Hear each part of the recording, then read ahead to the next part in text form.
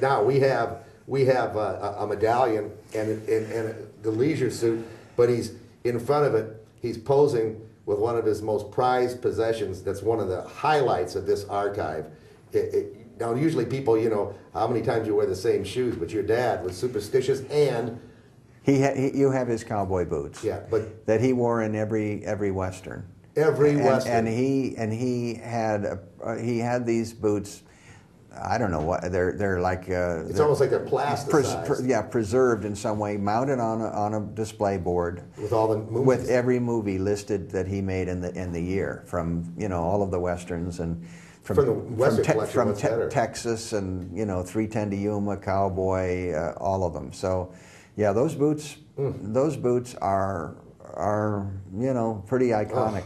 For the Western collector or the Glenn Ford fan or somebody who just wants a piece of Hollywood history. It doesn't get any better than that. Those boots are about it.